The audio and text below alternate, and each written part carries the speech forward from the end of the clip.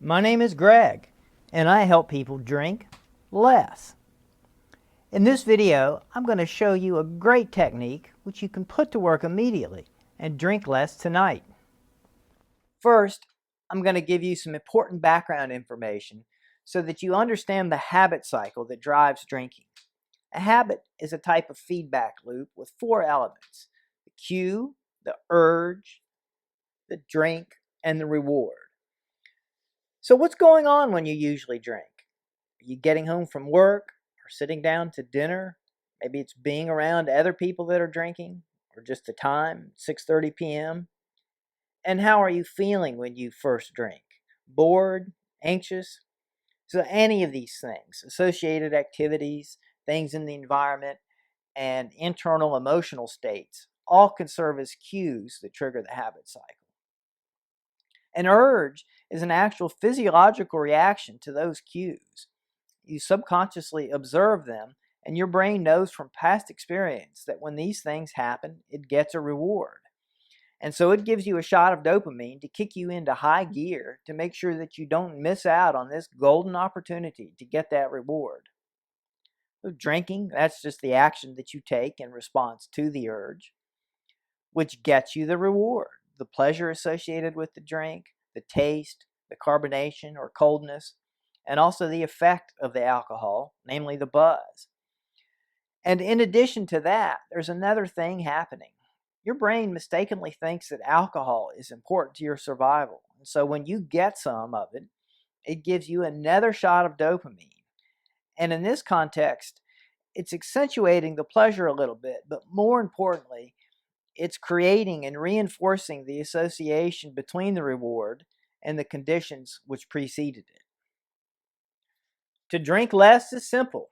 You have to interrupt that cycle before you drink.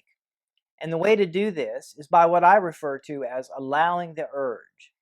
This method I'm going to explain acts to decondition the association between the cues and the reward. And when you do this enough times in this way, the urges diminish and lose their power to control your behavior. The first thing you have to do is to anticipate that you're going to experience the urge. You have to be on the lookout for it so that you don't just move through the urge into drinking without awareness. When beer 30 comes and you find yourself heading towards the fridge or the liquor cabinet, you have to catch yourself and stop. Notice that you're experiencing an urge. And at this point, you've got three options. The first is the option you've been taking all too often, and that's just to give in and drink. The second option is to resist the urge, which means to fight against it. Resistance often involves complaining to yourself, wishing the feeling would go away, and judging yourself negatively for having the urge. The correct approach, the one that leads to the transformation you want, is to allow the urge.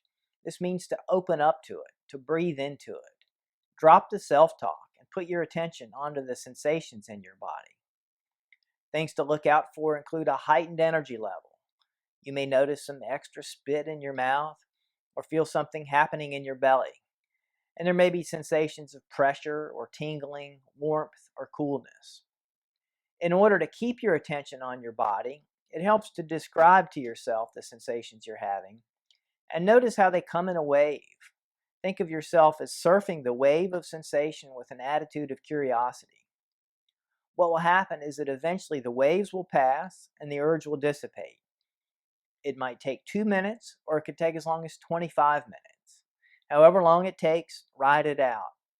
And once it does dissipate, at this point, if you want to drink, go ahead, but try to do it before the next urge arises. By drinking outside of the influence of the urge, you're already starting to decondition the habit cycle. Now, of course, you could continue to delay your drink through another urge, and the more you delay and surf, the less you'll drink. But realize that the main objective at this stage is not to achieve a radical reduction in your drinking all in one night. The goal is to get comfortable with allowing the urge, learning that you don't actually have to give in to it, and seeing that it's not actually a painful experience. I want you to think about decisive drinking. 100% of our power to make progress in our life comes from the decisions we make and follow through on. When you look at the unsatisfying parts of your life, you'll notice that they did not involve being decisive, that you were living by default. Drinking according to your urges isn't decisive.